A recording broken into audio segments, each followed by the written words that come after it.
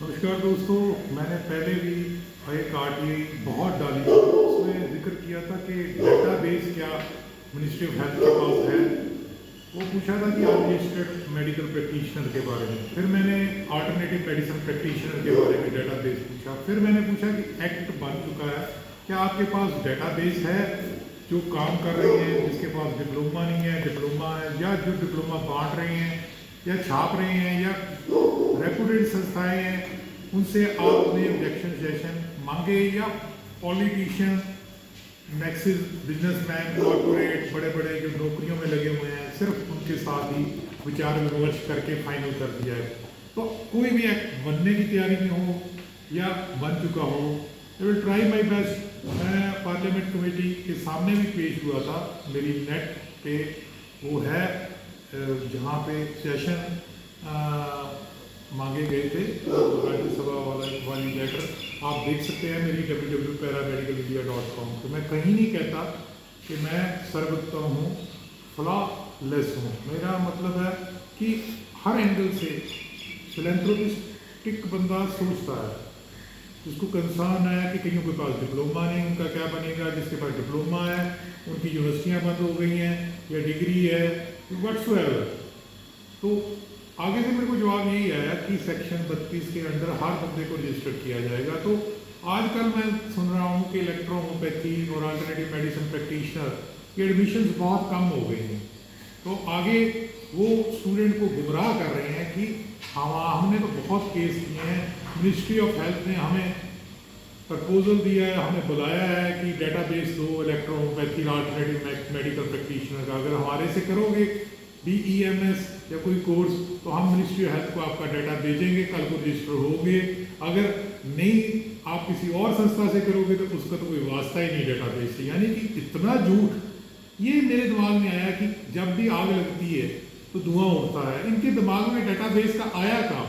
30-40 तक ये नोट ही छापते रहे, तो डेटाबेस आया यहाँ से, क्योंकि मिनिस्ट्री ऑफ हेल्थ ने कहा हुआ है स्टेट गवर्नमेंट को, काउंसिल्स को, काउंसिल प्राइवेट भी, सरकारी काउंसिल्स को, कि कृपया हमें डेटाबेस दीजिए ताकि हम पता तो कर सके कितने बंदे 10 recognise category, laboratory technician, dialysis, nutrition, तो इनमें क्योंकि कई जगह पे कई स्टेट में काउंसिल बन चुकी हैं पैरामेडिकल काउंसिल्स, तो उनका डेटाबेस उठाना है उन्होंने, ताकि एक एक को कहीं उनका डेटाबेस उठाना है।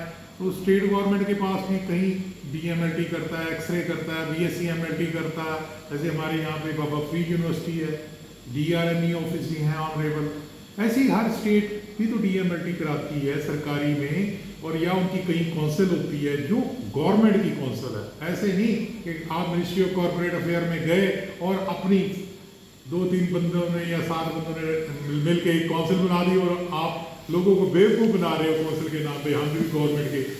क्योंकि काउंसिल साइंटिफिक एक्ट में लिखा है कि काउंसिल शब्द, बोर्ड शब्द नहीं बनाने, तो लोगों ने चोर रास्ता नापा, मिनिस्ट्री ऑफ कॉर्पोरेट की तरफ से काउंसिल लिख लेते हैं, ठीक है। और अब तो और भी 420 हो गई है, लोगों ने जो NSDC से मिलती जुलती साइट्स बना ली हैं ताकि सामने वाले को हिंदी में उसका कौशल विकास ऐसा कुछ कर दिया है, ताकि और फोटो में भी ऐसे लगाती हैं जैसे पूछो ही मत। तो मतलब पता ही नहीं लगता बच्चों को कि झूठ क्या है और सच क्या है, आप नहीं समझा सकते उनको टेक्निकल। तो इंटरिम कमीशन का होता है, मतलब जब तक एक्ट बन चुका है मगर अभी इम्प्लीमेंट नहीं हुआ, तो अभी इंटरिम कमीशन की स्टेज में है। National commission of allied health वाला जो है, interim commission is already working on database and will be circulating the same to all state government, state council for provisional enrollment of existing professionals. It will be only interim year to understand the extent of number of profession. No fees will be charged for the same, and will also authenticate any professional and registered professional.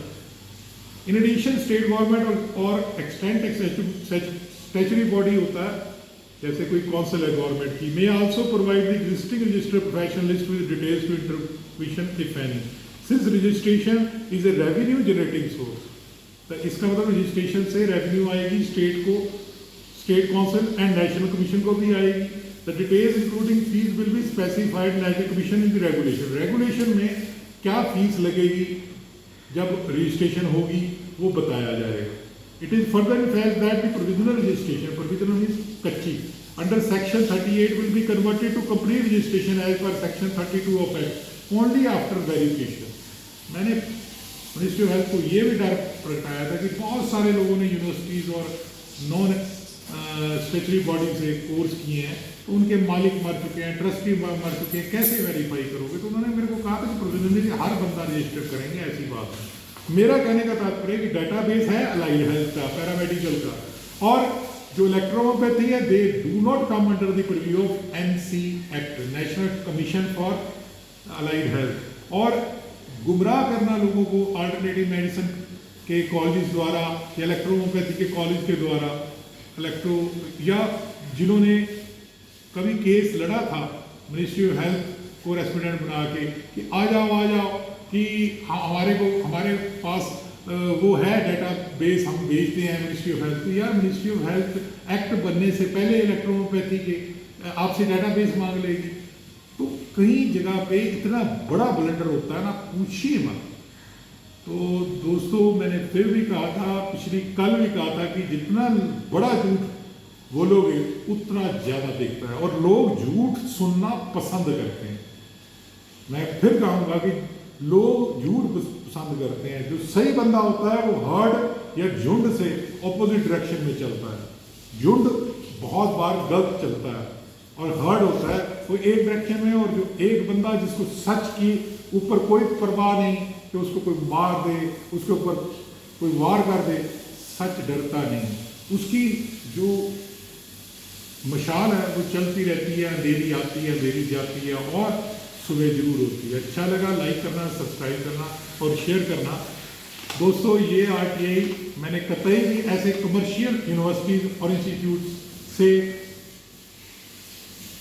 प्रभावित होकर नहीं की, जो कहते हैं कि आ जाओ अरोड़ा साहब हमारे थिंक टैंक बन जाओ। उनका सिर्फ मकसद है इसको लेना और इसको लेना और पैसा कमाना। ठीक है, अगर यूनिवर्सिटी में दम है तो अपना थिंक टैंक बनाए, अपनी एकेडमिक काउंसिल बनाए और कोर्स चलाए। जब उनको खुद ही नहीं पता कि NC एक्ट क्या है, एक बंदा मेरे को मिला, बताऊंगा नहीं क्या नाम है, कहता जी NC एक्ट पे स्टे हो गई है। अब मैंने कल वीडियो में बताया कि क्या कारण है technical difficulties 5th NC commission ने, जिसकी वजह से 6 महीने आगे गए। कहता जी स्टे मिल गई है जी फलानी जगह पे। Little knowledge is dangerous thing and a person who wants to have a little knowledge is much more dangerous than such people. अच्छा लगा लाइक करना, सब्सक्राइब करना और शेयर करना। धन्यवाद।